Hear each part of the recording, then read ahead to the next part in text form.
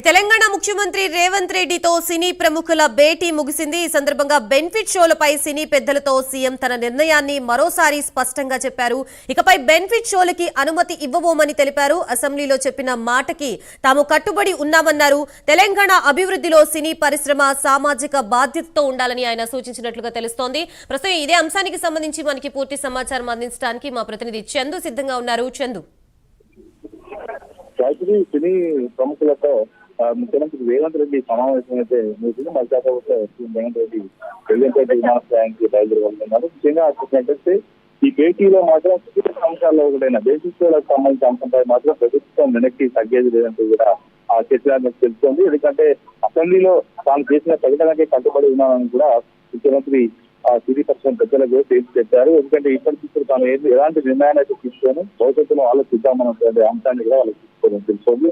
ముఖ్యంగా చూసినట్లయితే సంక్రాంతి బరిలో 3 కీలక సినిమాలు ఉన్నాయి. భారీ బడ్జెట్ ముగిస్తున్నాయి కాబట్టి ఖచ్చితంగా వాటికి బెనిఫిట్ షోలకు అనుమతి ఇవ్వాలని కూడా సినీ పక్షం పెద్దలు ఒత్తిడి అయితే తీసుకొచ్చారు. కానీ వాళ్ళ ఒత్తిడికి మాత్రం ముఖ్యమంత్రి రేవంత్ రెడ్డి నో చెప్పేశారు.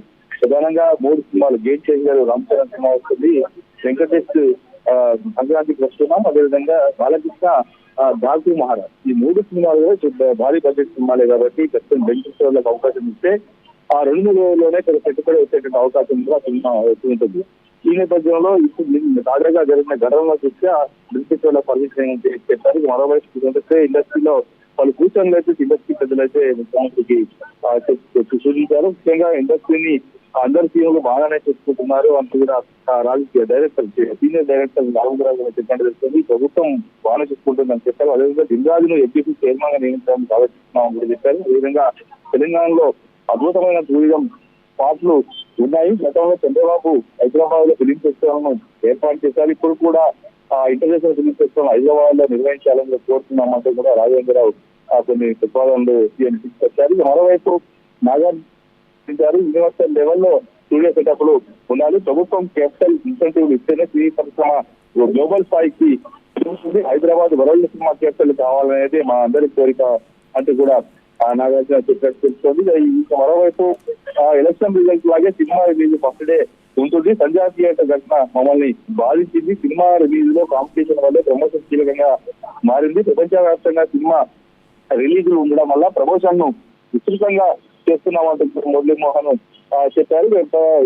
ఇండస్ట్రీని చాలా చిన్నప్పటి నుంచి చూస్తున్నాను, హైదరాబాద్ ను నెక్స్ట్ లెవెల్ కి తీసుకెళ్లాలంటూ కూడా సీనియర్ నిర్మాత శాంతప్రసాద్ రెడ్డి కూడా చెప్పారు. మరోవైపు సీఎం కూడా చాలా ఘాటుగానే ఇందులో స్పందించారు. శాంతి భద్రత విషయంలో రాజీ పడే ప్రసక్తే లేదు. ఇకపై బౌన్సర్లపై చాలా సీరియస్ గా వ్యవహరిస్తాం, అభిమానుల్ని కంట్రోల్ చేసుకోవాల్సిన బాధ్యత కూడా సెలబ్రిటీలదే అని చెప్పి కూడా ఆయన చెప్పారు. అదేవిధంగా ప్రభుత్వం ఇండస్ట్రీతో ఉన్నామనే భరోసాను కూడా సీఎం రేవంత్ రెడ్డి తెలుస్తుంది. ముఖ్యంగా తెలంగాణ రైజింగ్ లో ఇండస్ట్రీ సోషల్ రెస్పాన్సిబిలిటీతో ఉండాలి. డ్రగ్ క్యాంపెయిన్, మహిళా భద్రత క్యాంపెయిన్ కూడా చూపాలి. ముఖ్యంగా టెంపుల్ ఎక్కువ టూరిజం ప్రమోషన్ కూడా చేయాలి. ఇన్వెస్ట్మెంట్ల విషయంలోనూ ఇండస్ట్రీ సహకరించాలి అని చెప్పి కూడా రేవంత్ రెడ్డి సినీ ప్రముఖులకు చెప్పినట్టు కూడా తెలుస్తుంది. మరోవైపు ఈ ప్రభుత్వంపై తమకు నమ్మకం ఉందని కూడా దగ్గుపాటి సురేష్ చెప్పినట్టు తెలుస్తుంది. హైదరాబాద్ లో ఇంటర్నేషనల్ ఫిల్మ్ డెస్టినేషన్ చేయాలని దీంతో తాము పనిచేస్తున్నాం.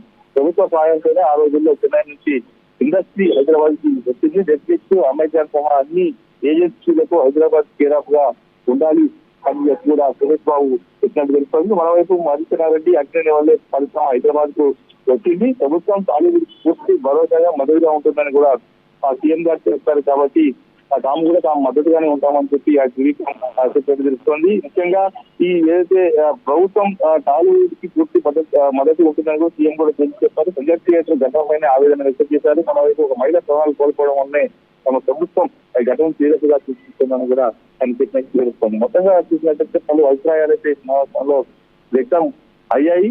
కానీ మరోసారి ఈ సమస్యలపై మరోసారి చర్చించి నిర్ణయం తీసుకుంటామని సీఎం రేవంత్ రెడ్డి అయితే చెప్పినట్టుగా కూడా మనకు తెలుస్తోంది. మొత్తానికైతే ఈ రోజు సక్సెస్ఫుల్ వాతావరణంలోనే చర్చలు అయితే కొనసాగినట్టుగా తెలుస్తోంది. ముఖ్యంగా ఏదైతే నా బెనిఫిట్ల విషయంలో మాత్రం నిర్మాతలకు నిరాశ మిగిలిందని చెప్పవచ్చు. ఎందుకంటే ఇప్పుడు ఒక అసెంబ్లీ సాక్షిగా ప్రకటన చేసిన తర్వాత మళ్ళీ తమ నిర్ణయాన్ని తీసుకుంటే అది ముఖ్యమంత్రిగా మైలేజ్ తగ్గాల్సిన అవకాశం ఉంటుంది కాబట్టి ఆ నిర్ణయాన్ని అయితే దాటా చేశారు.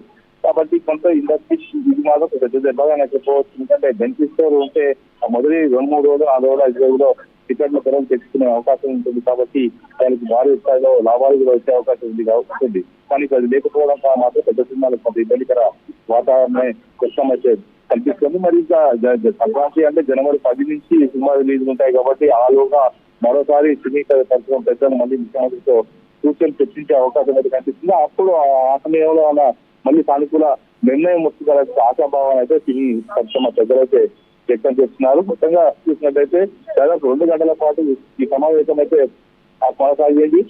ముఖ్యమంత్రితో పాటు అటు డిప్యూటీ సీఎం బట్టి విక్రమార్క అటు మంత్రులు కూడా సమావేశాల్లో ఉన్నారు. వీటితో పాటు నాగార్జున వెంకటేష్తో పాటు సినీ సీనియర్ డైరెక్టర్ రాఘవేంద్ర పాటు పలు సినీ పరిశ్రమ నిర్మాతలు అదేవిధంగా మైత్రి మూవీస్ సంబంధించిన నిర్మాతలు అల్లు అరవింద్ ఇదంతా కూడా ఈ యొక్క సమావేశంలోనే ఉన్నారు. కొత్తగా సమావేశం ముగిసి మల్కాబాద్ లో వాళ్ళంతా కూడా బయటికి వస్తారు. వచ్చిన తర్వాత సినీ ఇండస్ట్రీ ప్రముఖులు ఈ పెద్దలు ఏం మాట్లాడతారో అని మాత్రం చూడాల్సి ఉంది. అయితే మరోసారి ముఖ్యమంత్రితో భేటీ అవుతారా, దాని సమయం ముఖ్యమంత్రి వింటారా అనే విషయాలు కూడా వాళ్ళు వెల్లడించే అవకాశం అయితే కనిపిస్తుంది. ఎందుకంటే మల్కాబాద్ లో సీఎం షెడ్యూల్ కారణంగా షెడ్యూల్ ఉంది, బిజీ షెడ్యూల్ ఉంది. ఆయన కర్ణాటకలో ఏఐసిసి కార్యక్రమాలకు ఆయన హాజరు కావాల్సి ఉంది కాబట్టి ఆయన బయలుదేరి వెళ్ళిపోతారు మంత్రులు అంతా కూడా.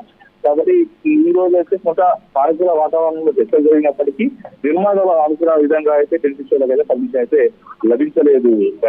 రైట్ చందు, మొత్తంగా చూసుకుంటే దిల్ రాజు ఇనిషియేషన్ అనేది కొంత సఫలమైందని చెప్పుకోవచ్చా ఈ భేటీ తర్వాత? కొంతవరకు అయితే సబలీకృతమే అయినట్టే. ఎందుకంటే ప్రభుత్వానికి సినీ పరిశ్రమకు చాలా కాలంగా గ్యాప్ అయితే ఖచ్చితంగా ఉంది. ఎందుకంటే ముఖ్యమంత్రి రేవంత్ రెడ్డి బాధ్యత చేపట్టాక సినీ పరిశ్రమ సంబంధించి ఇలాంటి సమావేశం అయితే జరగలేదు. మొదటిసారిగా ఈ సమావేశం అయితే జరిగింది. దీనికి ఇనిషియేషన్ అయితే దిల్ రాజు చేస్తున్నారు. ముఖ్యంగా ఎఫ్డీసీ చైర్మన్ గా కూడా ఇటీవల మద్దతు ఇస్తుంది కాబట్టి ఆయన మధ్యవర్తిత్వం వహించారు ప్రభుత్వానికి పరిశ్రమకు. దాని కారణంగా కొత్త ఇనిషియేషన్ ఒక స్టెప్ అయితే అడుగు ముందుకైతే పడింది. ఈ సినీ పరిశ్రమ సంబంధించి భవిష్యత్తులో ఎలాంటి సమస్యలు ఉన్నా ముఖ్యమంత్రి దగ్గరికి నేరుగా వెళ్లి ఆ సమస్యలపై మాట్లాడే అవకాశం అయితే దిల్ రాజు ఉంది. ఎందుకంటే దిల్ రాజు చాలా సీనియర్ నిర్మాత, టాలీవుడ్ లో పేరు ఉంది పెద్ద నిర్మాతగా. కాబట్టి కొంత సమర్పిస్తున్న సినీ పరిశ్రమకు సంబంధించినటువంటి అన్ని అంశాల పట్ల ముఖ్యమంత్రితో మాట్లాడే వెసులుబాటు అయితే ఉన్నతంలో అది మాత్రం కొంత మంచి వాతావరణంలో చర్చలు అయితే జరిగాయనుకోవచ్చు. గాయత్రి మొత్తంగా చూసినట్టయితే ఒకవేళ పుష్ప సంజయ్ థియేటర్ ఘటన కనుక జరగకపోయి ఉంటే ఇలాంటి సమస్య ఎప్పుడు కూడా వచ్చి ఉండేదైతే కాదు. ఎందుకంటే 2 రాష్ట్రాల్లో ఎప్పుడు కూడా ఇలాంటి ఘటన పెద్ద చోటు చేసుకోలేదు. కానీ ఈసారి అనుకోని విధంగా ఘటన జరగడం, ఆ తర్వాత కొంత సినీ ఇండస్ట్రీ పెద్దలు వెంటనే స్పందించి ఉంటే సమస్య ఇంతదాకా వచ్చేది కాదు. ఎందుకంటే ఆ సమస్య ఘటన జరిగిన తర్వాత కొంత సోషల్ మీడియాలో విపరీతమైన ట్రోలింగ్స్ రావడం, దీంతో ఇదంతా సెంటిమెంట్ అనేది చాలా గ్రౌండ్ లెవెల్ కి వెళ్ళిపోవడం, దీంతో కొంత నెగిటివ్ గా సినీ పరిశ్రమకు మారింది. కాబట్టి దాన్ని సరిదిద్దుకునే క్రమంలో ఈ రోజు సినీ పెద్దలు కూడా ఉన్నారు. భవిష్యత్తులో కూడా ఈ ఎలాంటి ఘటనలు చోటు చేసుకుండా బాధ్యత మీరే వహించాలని కూడా ముఖ్యమంత్రి రేవంత్ రెడ్డి అయితే వాళ్ళకి చెప్పారు. కాబట్టి భవిష్యత్తులో ఎలాంటి కార్యక్రమాలు నిర్వహించుకున్నా మాత్రం చాలా జాగ్రత్తగా చూసి సినీ పరిశ్రమ పెద్దలు వ్యవహరించాల్సి ఉంటుంది, సినిమా హీరోలు వ్యవహరించాల్సి ఉంటుంది, డైరెక్టర్లు వ్యవహరించాల్సి ఉంటుంది. ఒకవేళ ముందస్తు పర్మిషన్ తీసుకుంటే మాత్రం పోలీసు ప్రొటెక్షన్ అయితే కల్పించే అవకాశం ఉంది. కానీ ఒకవేళ పర్మిషన్ మాత్రం తీసుకోకపోతే మాత్రం మళ్ళీ ఇలాంటి ఘటన జరిగితే మాత్రం ఖచ్చితంగా ఈ సినీ పరిశ్రమకు మళ్ళీ ఒక అపవాదుగా మిగిలిపోయే అవకాశం అయితే కనిపిస్తా ఉంది. రైట్ చందు, భేటీ ముగిసిన నేపథ్యంలో భేటీలో ప్రస్తావించిన అంశాలకు సంబంధించి ఇనిషియేట్ తీసుకొని సినీ పెద్దల్లో ఎవరైనా మీడియాకి వివరించే అవకాశాలు ఏమైనా కనిపిస్తున్నాయా అక్కడ? ఇప్పుడే సినీ పరిశ్రమ సంబంధించిన నేతలు శ్రీ కళ్యాణ్ కావచ్చు, మరికొంతమంది ఇప్పుడే బయటకైతే ఒక్కొక్కరుగా బయటకు వెళ్తున్నారు. దిల్ రాజు మీడియాకు ఈ అన్ని విషయాలు వెళ్ళే అవకాశం అయితే మనకు కనిపిస్తా ఉంది. ఎందుకంటే సీఎం వెళ్ళిపోయిన తర్వాత ఆయన అడ్రస్ చేస్తారేమో, ఏం జరిగింది, ఏం చేశాము, సీఎం ఏం చేశారు అన్ని అంశాలు కూడా చెప్పే అవకాశం అయితే కనిపిస్తా ఉంది. ఎందుకంటే ఆయన పెద్దన్న పాత్ర అయితే ప్రస్తుతం దిల్ రాజు పోషిస్తున్నారు కాబట్టి ఆయన అన్ని విషయాలు బ్రీఫ్ చేసే అవకాశం అయితే మనకు కనిపిస్తుంది. ఎందుకంటే ఇప్పుడు ఏదైతే తాజాగా ప్రభుత్వానికి అదేవిధంగా సినీ ఇండస్ట్రీకి మధ్య ఘర్షణ పూర్త వాతావరణం ఏదైతే జరిగిందో దాన్ని మొత్తం చల్లార్చి మళ్ళీ ఇండస్ట్రీకి అటు ప్రభుత్వానికి ఒక వారధిలా మాత్రం దిల్ రాజు వ్యవహరిస్తున్నారు. కాబట్టి ఆయనే ఇప్పుడు పరిశ్రమ పెద్దలు కాబట్టి ప్రభుత్వానికి మధ్యవర్తిత్వంగా ఉన్నారు. ఆయన రాబోయే రోజుల్లో కూడా ఇంకా సానుకూల వాతావరణంలో ఉండు అటు సినీ పరిశ్రమ ఇటు ప్రభుత్వం ఉండేలా కూడా చొరవ చూస్తున్నారు. ముఖ్యంగా ఎందుకంటే సినీ ఇండస్ట్రీలో చాలా మంది సినీ ఇండస్ట్రీ మీద ఆధారపడి జీవనం సాగిస్తా ఉన్నారు. ముఖ్యంగా మనం చూసినట్టయితే జూబ్లీస్, మణికొండ, కృష్ణానగర్, ఇందిరానగర్ ప్రాంతాల్లో చూసినట్టయితే దీని మీద ఉపాధి వారికి కాబట్టి ఇండస్ట్రీ తెలంగాణ నుంచి తరలి వేరే రాష్ట్రాలకు వెళ్ళిపోతే కొంత ఇక్కడ వాళ్ళకి ఉపాధి గండిపడుతుంది. ఇక్కడ ఇల్లు నిర్మించుకున్నారు, చిన్న ఇళ్లలో ఉంటున్నారు, చాలా మంది పిల్లలకు ఆ రోజు వారికి కూడా వెళ్ళేటువంటి అవకాశం ఉంది. పనిచేసే వాళ్ళు స్త్రీ పరిశ్రమ ఆధారపడి వాళ్ళ జీవనోపాధి దెబ్బతినే అవకాశం ఉంది. కాబట్టి ఇండస్ట్రీని పరిశీలించుకోవాల్సిన అవసరం అది సినీ పెద్దలకు ఏదైతే ఉందో అదే బాధ్యత ప్రభుత్వానికి కూడా ఉంది. ఎందుకంటే సినిమాలు తీయడం వల్ల చాలా మందికి ఉపాధి దొరుకుతుంది కాబట్టి ప్రైవేట్ సెక్టార్ లో అది ప్రభుత్వం ఉద్యోగాలు అయితే కల్పించలేదు కాబట్టి దాన్ని పట్టించుకోవాల్సిన అవసరం అయితే ప్రభుత్వానికి ఉంది. కాబట్టి ప్రభుత్వం కూడా కొంచెం సానుకూల వాతావరణంలోనే ముందుకెళ్తుంది. మిగతా సమస్యలు ఏమున్నా కూడా పరిష్కరిస్తామని కూడా సీఎం వారికి హామీ ఇచ్చినట్టుగా తెలుసుకుంటూ బెనిఫిట్ షోలో సంబంధించిన అంశం మాత్రం ఆయన దాట వేశారు. మరీ కొద్ది రోజుల్లో మరోసారి సమావేశం నిర్వహించాక కానీ దీనిపై క్లారిటీ ఇస్తామనేది మాత్రం ప్రభుత్వ వర్గాలకు వస్తున్న సమాచారం. Right, thank you for the update Chandu.